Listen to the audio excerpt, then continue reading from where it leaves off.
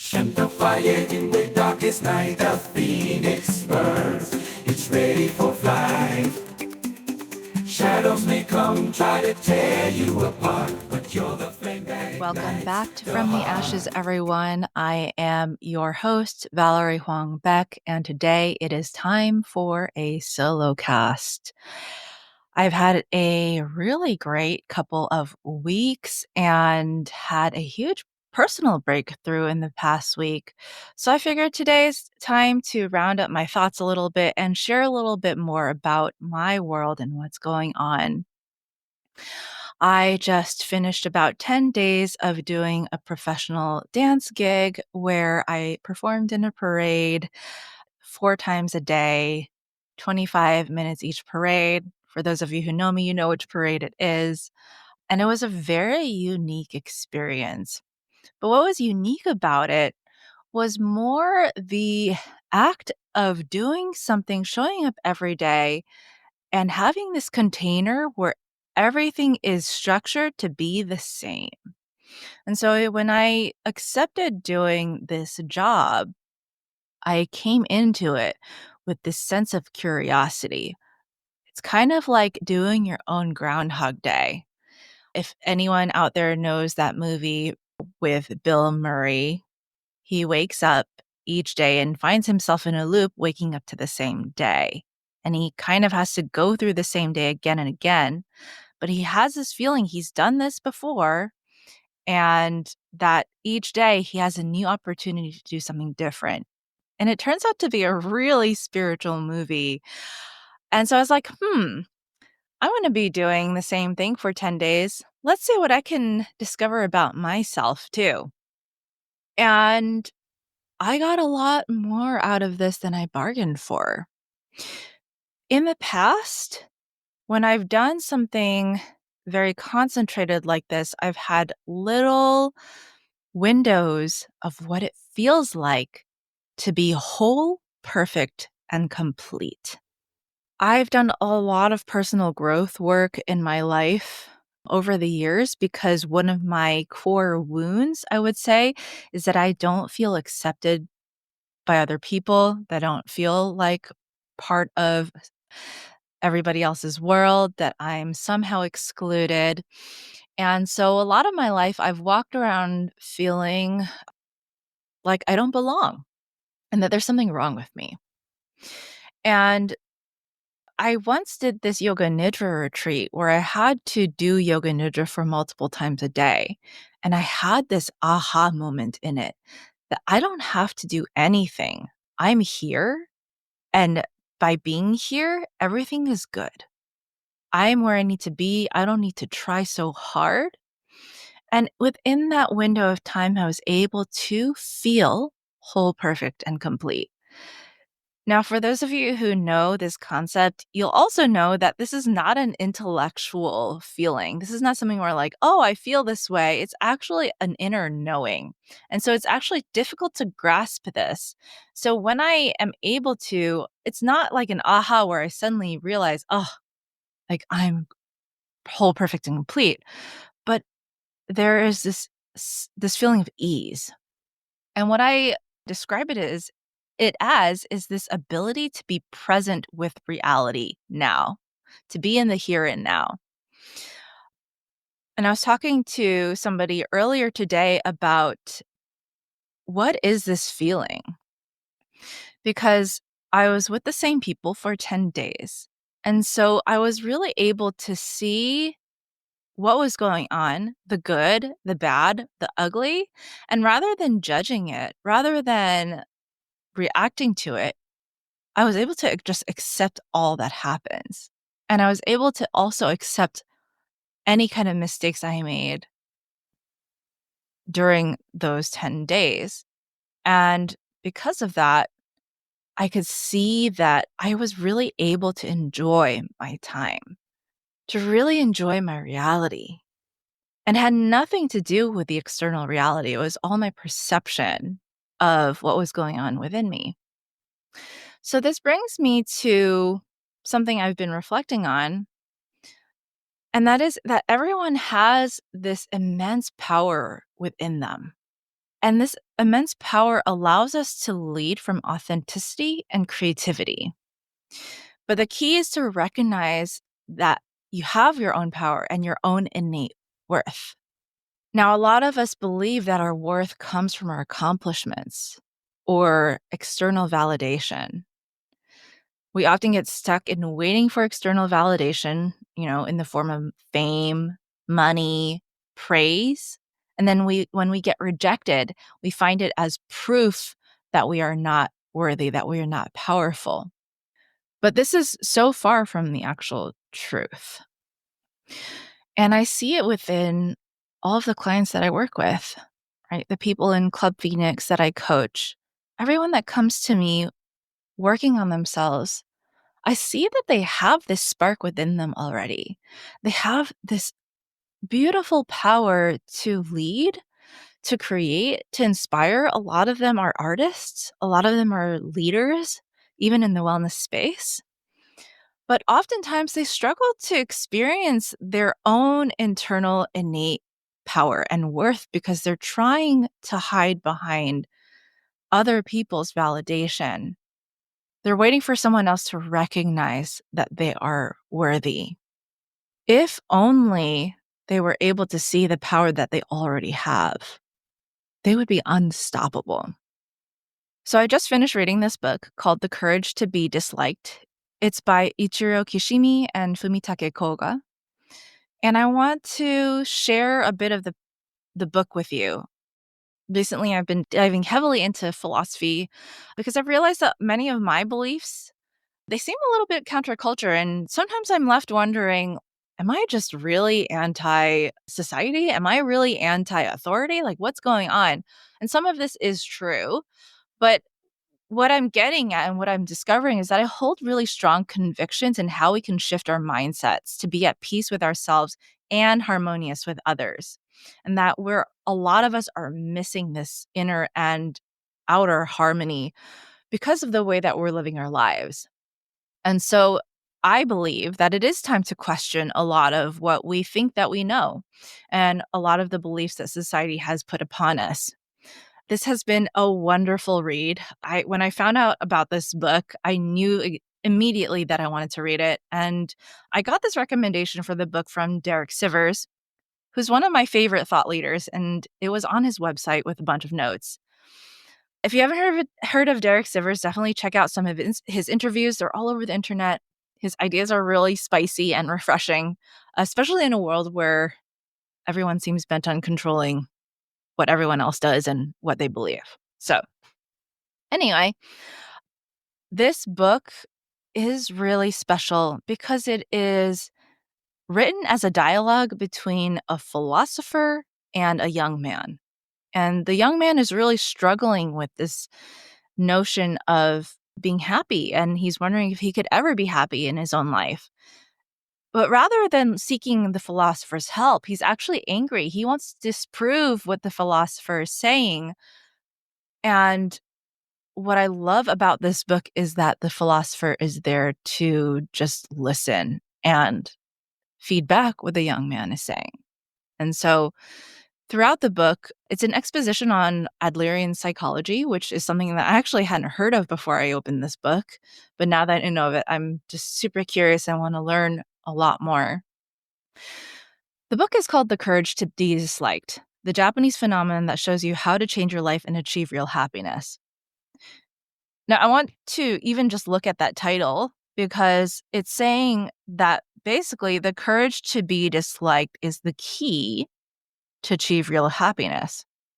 And we have to think about the word courage because, again, a lot of us base our own value on external validation like fame, money, and praise.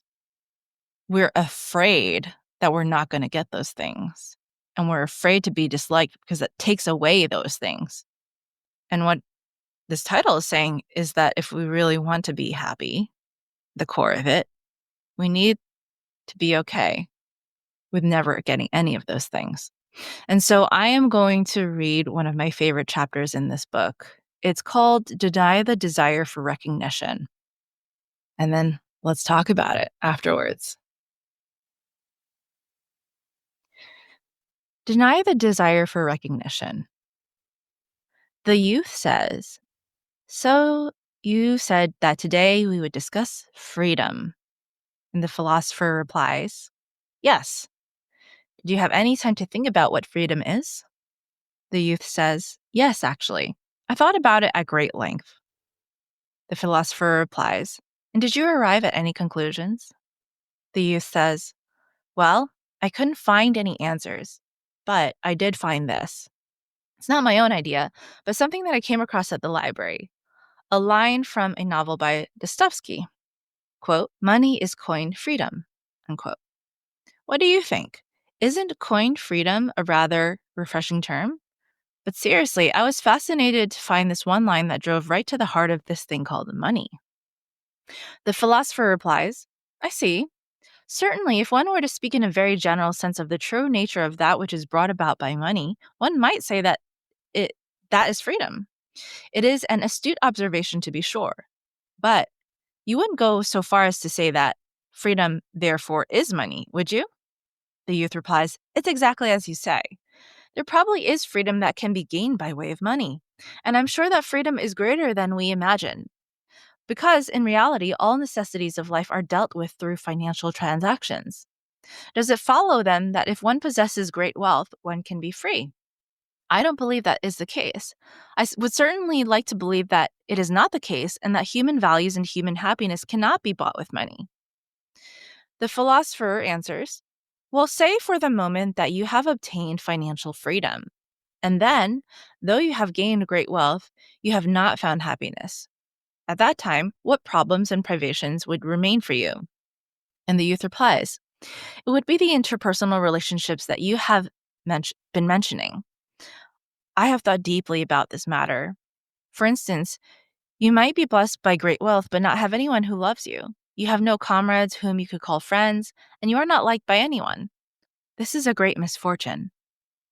Another thing I can't get out of my head is the word bonds.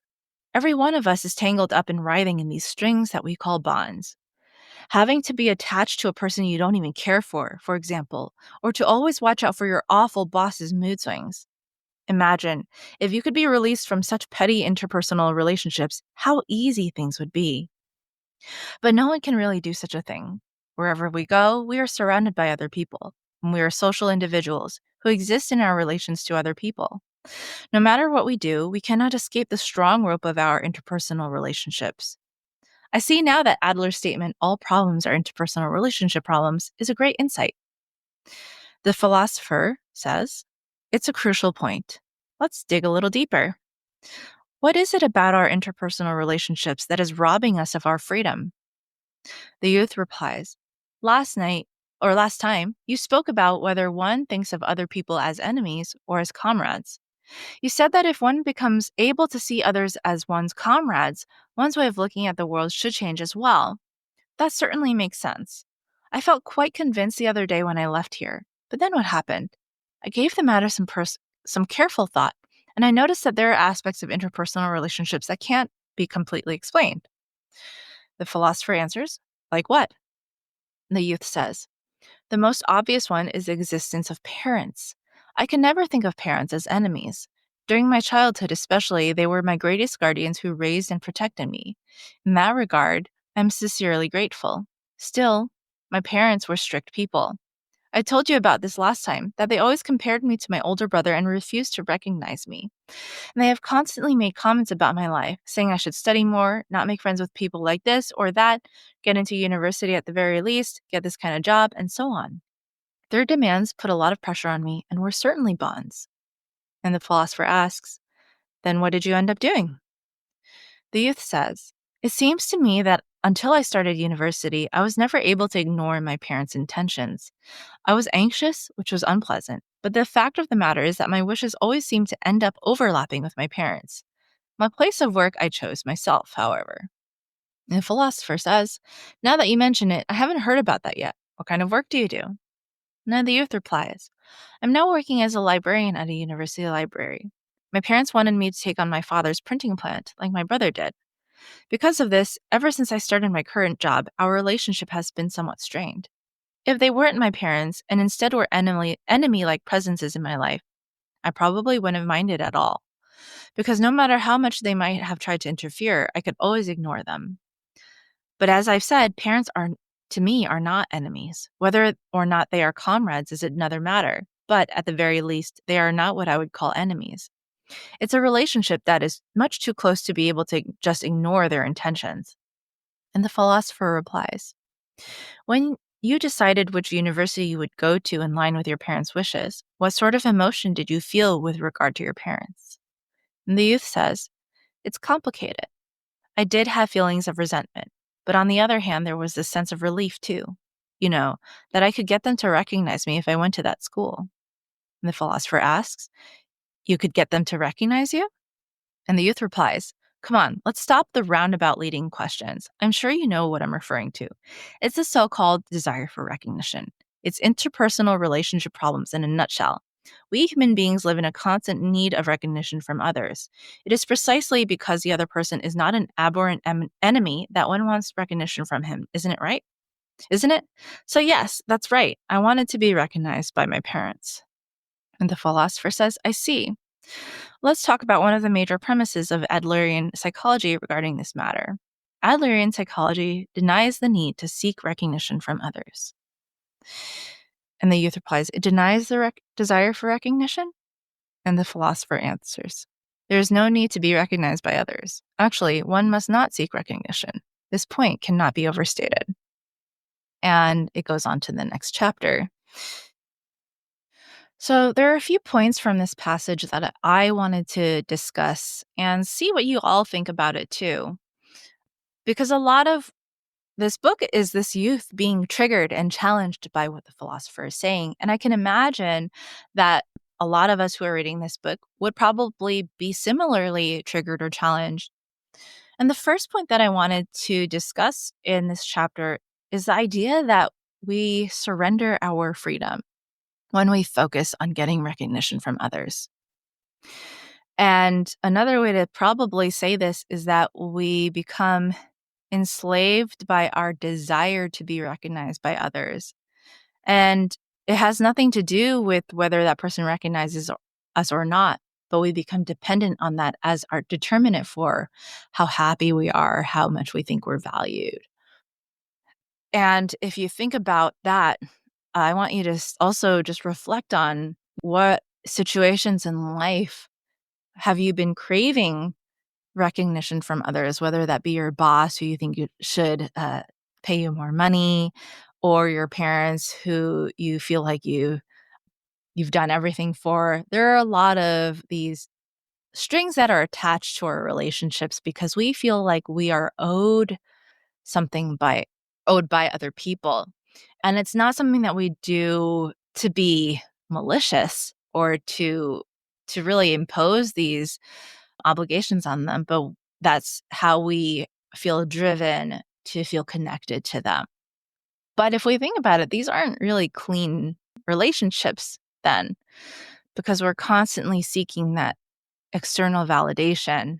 And it is something, or I believe that it's kind of like trying to feed this hungry ghost. When is it ever going to be enough? When do you determine that it is enough? The thing is, like, if you're always trying to gain your sense of value from others and you aren't able to do it for yourself, there's always a hole that needs to be filled. And so I also want to ask then, well, how does it feel to have someone else dictate what you should pursue, who you should befriend, and what you should do with your life? So, in a lot of Asian cultures, especially, we feel very strongly obligated to follow filial piety, to listen to our parents and what they think we should do for our lives. And at some point, we do make the sacrifice to do so if we are following these societal beliefs. So there's no right or wrong here, would say, in terms of what you choose. But then also, we need to acknowledge that there are consequences if there are opposing desires between you and, let's say, your parents. And you choose one over the other. There's dissonance, right? And that creates that resentment. And so I love how this book is allowing us to question whether this dissonance should exist and whether it's valuable for us to make this sacrifice. If you have a very strong calling to do something, a very strong calling for you to contribute to the world in a certain way, and the expectations that you perceive are put on you by your elders or your authority figures, when that goes against what you truly want, what is the consequence of that for yourself? So, just like the youth in the story, I've lived for the longest time operating under the desire to gain positive recognition, not just from my parents and relatives. That was very, very strong. And I'm really lucky to have supportive parents. But it expanded to a lot of other authority figures in general, and that's when I started to realize how problematic this was, because not only was I trying to listen to my parents, but I was also trying to listen to my teachers. Also trying to listen to my professors.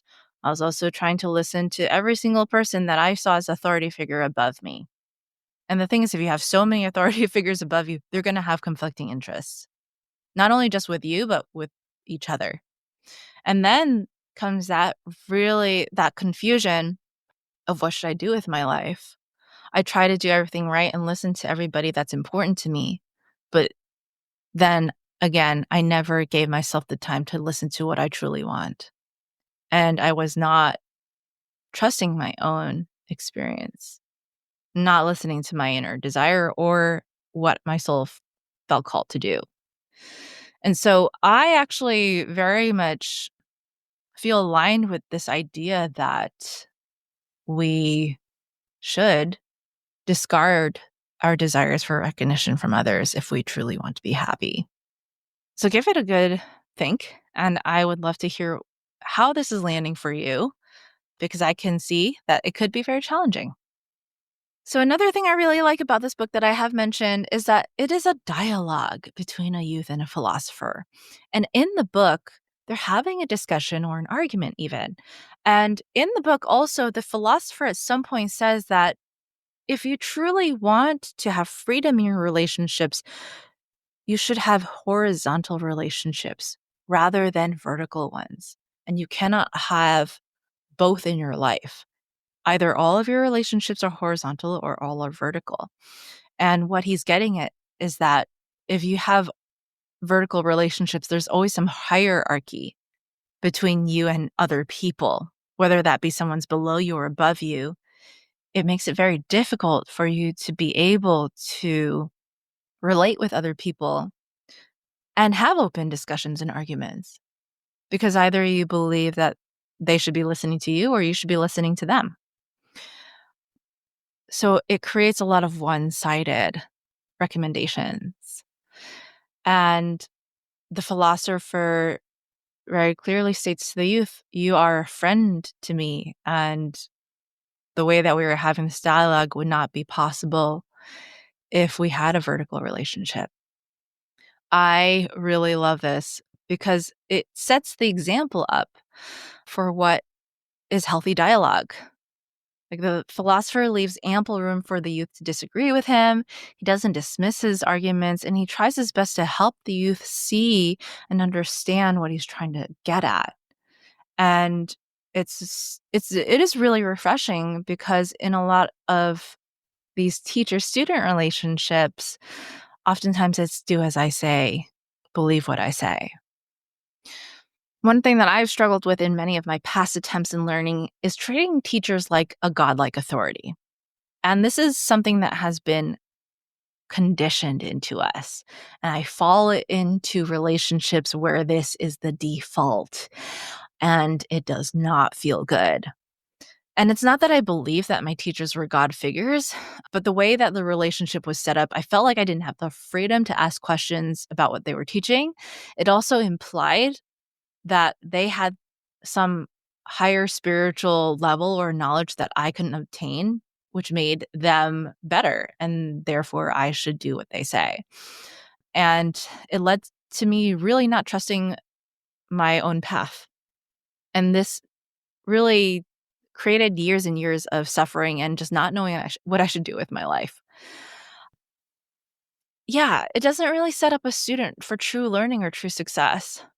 And we live in a world where, because I say so, simply doesn't produce beneficial results anymore. And I think it's become really important to me that we learn how to healthily question things.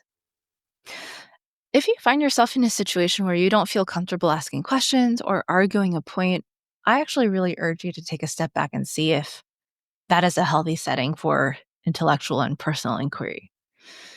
Because at the end of the day, we are the person experiencing our own lives. And it's really important for us to get to know ourselves and to love ourselves innately. Okay, so that is a lot of what I wanted to say for today. And I would really encourage you to check out this book, The Courage to Be Disliked. I'm probably going to end up reading it again and see what you see for yourself. And if you are getting triggered, I want to hear what it is that is triggering you. Like I said, this book sets up such a great example of what dialogue for learning should be. It's a conversation.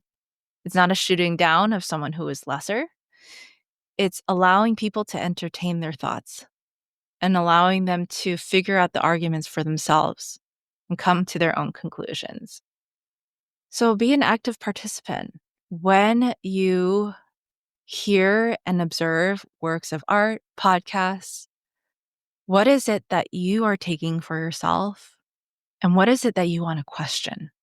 Because it's in the questioning where the true growth happens. All right. Have a great day, everyone. Thank you for listening and hope that you tune in to the next episode of From the Ashes. Have a great week.